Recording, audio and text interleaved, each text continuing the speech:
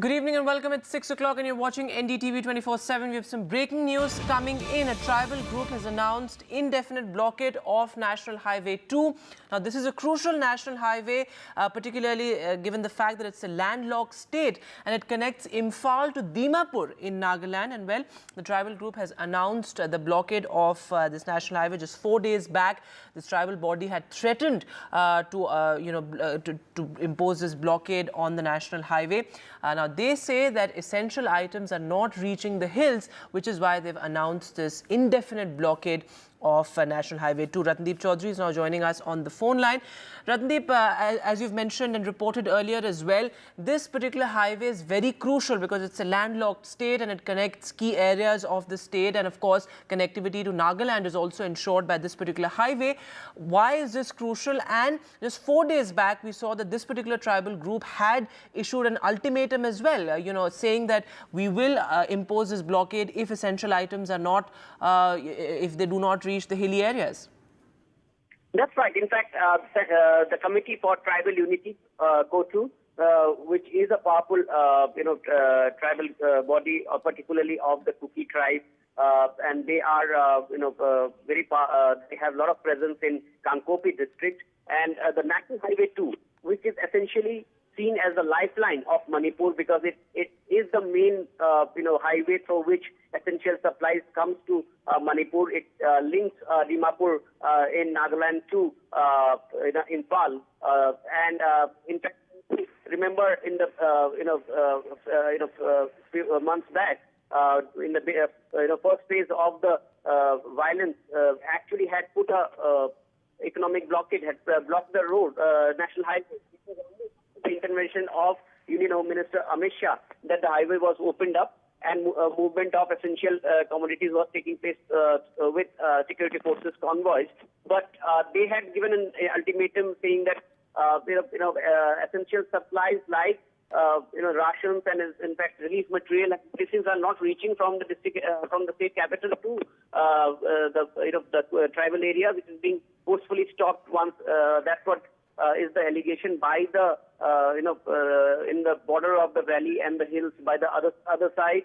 So therefore, the ultimatum was given, and from today they have reimposed the blockade. So therefore, now only the alternative route, which is National Highway 37, which is a longer route, which links Imphal through Ziribam to the southern Assam stretch and onwards to Meghalaya and then Assam. It's a longer, far longer way. That is the only route available. However, remember rail last month reached Khongsang station. So government, we did speak to the government and they are looking at alternative, but this is again hardening of the stand by the tribal groups. And of course, Ratnadeep, as you pointed out as well, twice since the violence actually began in May, this national highway has been blocked, so that trust deficit exists on the ground and the situation in Manipur still remains sensitive. But moving now to the other horrific story that we've been tracking all day on NDTV. Well, a Delhi government officer who was accused of raping a minor has now been arrested, and so his wife has also been arrested. The rape accused officer and his wife have been arrested by the Delhi police. That's the latest development in this particular story. In fact, this comes after Delhi Chief Minister Arvind Kejriwal had ordered the suspension of this senior official in the Delhi government's Women and Child Development Department, and he has been charged with raping his friend's 14-year-old daughter over several months. In fact, Mr. Kejriwal had also sought a report from Chief Secretary, and that report is to be submitted to the government shortly. And he had, raped the minor allegedly multiple times, and she was impregnated as well. The rape survivor was impregnated reportedly. And what's most shocking is that his wife, in fact, also facilitated the abortion. Joining us now, Mukesh, with the latest. Mukesh, तो अब उनको arrest कर लिया गया है, उनको court में produce किया जाएगा? देखिए, बिल्कुल जो आरोपी हैं प्रिमोदय खाखा, उनको अरेस्ट कर लिया गया है, उनकी पत्नी को भी अरेस्ट किया गया है और इनको कोर्ट में दिल्ली पुलिस कल पेश करेगी। आज जो लड़की है उसका जो बयान है सीआरपीसी 164 में मजिस्ट्रेट के सामने भी रिकॉर्ड हुआ है। तो लड़की के साथ जो भी हुआ है उसने सारी बातें अपने बयान में रिकॉर्ड करवाई हैं, बताई हैं। तो दिल्ली पुलिस ने बयान रिकॉर्ड करने के बाद जो दोनों आरोपी हैं उनको अरेस्ट कर लिया है और इन पर जो सेक्शन है वो रेप का सेक्शन है 376 है, पॉक्सो की धारा है, धमकी देने का सेक्शन है 506, 509 और इसके साथ में कॉन्स्पिरेसी यानी 120B इस तरह के सेक्शन लगाए गए हैं ताकि इनकी बहुत जल्दी बेल ना हो पाए।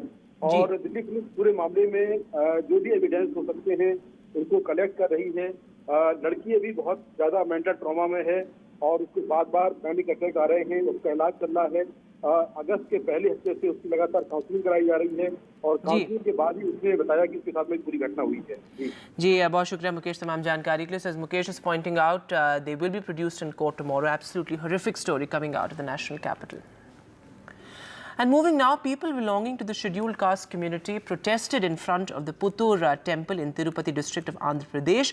Now this after residents from the nearby Harijanwara were not, were denied entry into the temple.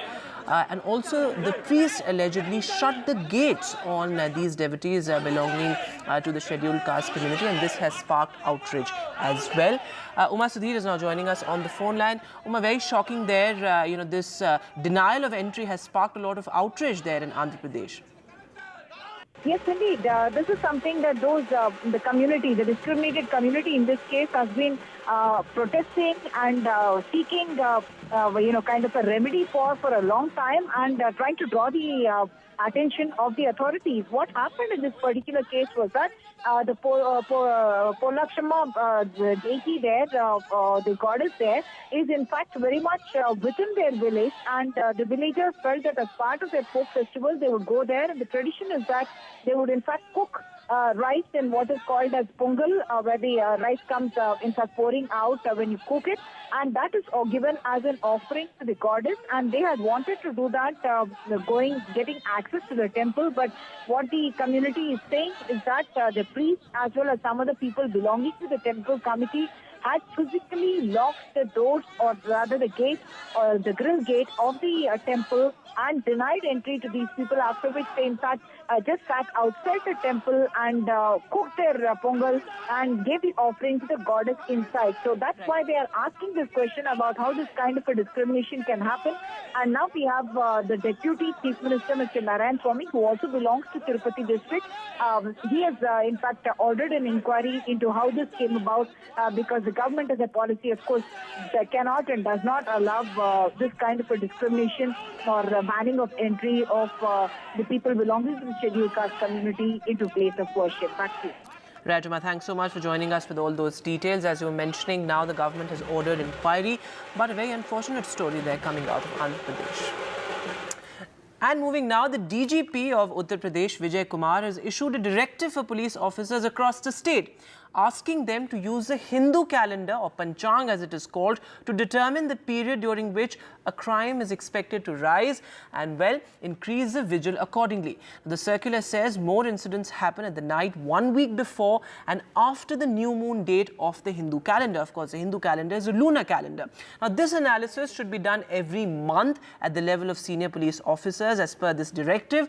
And a copy of the Panchang should also be issued a week before and after the date of the Amavasya. Night patrolling is something that should also be carried out, is what the circular has said.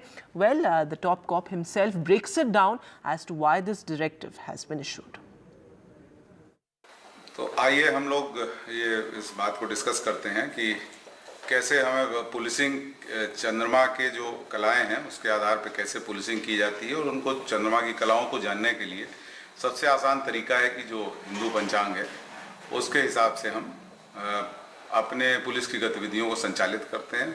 और public के लोगों को ये जानना इसलिए आवश्यक है कि उनको ताकि पता रहे कि किस समय अपराधी अपनी गतिविधियां कारित करते हैं, और इसी को एक्सप्लेन करते हैं हम इस चार्ट के माध्यम से, जिसमें कितने बजे किस तारीख को किस तिथि को चंद्रमा कितने बजे उगता है, कैसे वो कितने बजे अस्त होता है, और रात कैसे अंधेरी, पूरी अंधेरी होती है, आंशिक रूप से अंधेरी होती है, और कैसे वो बिल्कुल गुप्त अंधेरा हो जाता है रात में। उसी हिसाब से आप पब्लिक को भी जानना चाहिए ताकि वो सतर्क रहे, और पुलिस को इसलिए जानना चाहिए कि पुलिस को उस समय अपनी गतिविधियां मैक्सिमम करना चाहिए। And well, to try and understand what this could mean and why this directive has been issued at all, joining me on the show tonight, OP Singh, who's a former DGP of Uttar Pradesh. So many thanks for speaking with us. What's your first reaction to this directive? Many have found it logical, many say it's ludicrous. I would call it both logical as well as slightly, departure from the previous position. As a police officer, we have always analyzed the crime and crime patterns and the behavior of the criminals, which makes us possible for, objectively determine the nature of criminal activities in our jurisdictions and to develop some kind of strategy. This could be in form of patrolling by beat constables or identifying the hotspots, or it could be going for cluster policing. So it's nothing new. In fact, as a police officer, all the districts, the superintendent of police or the SHO at the police station, they go for such analysis of the crime pattern. Today, we are depending mainly on artificial intelligence, GPS system, or predictive policing, or even evidence-based policing. Right. We have the data analytics or video analytics. But this is something, age-old practice, that depending on the position of the moon, it has been studied that crime do really takes place, and that's something which we have seen that during Amavasya, when you have darkness, the activities could increase. So all that Mr. Singh, that's an interesting point you're making, and when you have this discussion with other former top police officials, they'll all say that this is an age-old practice. This is nothing new. But why spell it out is what some people might say. Given the fact that it's an age-old practice, why spell it out? Because at a time when you're looking at things like artificial intelligence and all the other measures that you listed out, some people would say that this is rather regressive to actually go out there and spell it out that we'll be using the panchang and the panchang will be distributed among police officials as well. I do agree with you that there is no need for referring to any document for that. It's a common knowledge, and probably the intelligence officers at the police station level or even at the district level, they try to do such kind of analysis depending on the positions and locations of the moon. So there is nothing new in this, except that he has used this word, which is perhaps could have been avoided. And in the circular, the DGP has also said that crime prevention is one of our top priorities, strong policing, general confidence, something that we want to build. But don't you think the focus right now should also be on overarching police reforms, like having street lights, having a stronger PCR system, having more CCTV cameras, instead of saying that this is something that's going to solve the problem of law and order? Absolutely, there is no denying the fact that the policing has been trying to, acquire such kind of things. You have the installations of CCTV camera, you have safe city projects. In fact, UP has advanced a lot. In so many districts, we have, not only in the districts, but even at the police stations, we have installed the CCTV camera so that the interrogations or the arrests would be made much more transparent and accountable. So, in a way, you are true that the modern policing demands that reforms of this kind should be carried out. And my last question to you, sir, what purpose does this serve as far as the people of Uttar Pradesh are concerned? Of course, you said that there's a message for police officials in this circular, but what purpose does this serve for, the Aam Janta of Uttar Pradesh? Do you think that this is going to build confidence? Look, such kind of circulars have been issued in the past also, except that we haven't given the name as Panchang or something like that. We have always been trying to talk to the policemen that during such period when you have darkness, you increase the activity of the policemen, you go for intensive patrolling, you go for all kinds of activities which perhaps deter the criminals to take to crimes. Right. So this is nothing new. This is an age-old practice. Right, Mr. Singh, thanks so much for joining us. Well, an interesting circular there, and a message for the people of Uttar Pradesh. But as we, talked about in this discussion as well, there's need for more strong police reforms, and that is something that should be the focus at the moment. Thanks so much for joining us on the broadcast this evening. We'll take a short break now. News continues on the other side.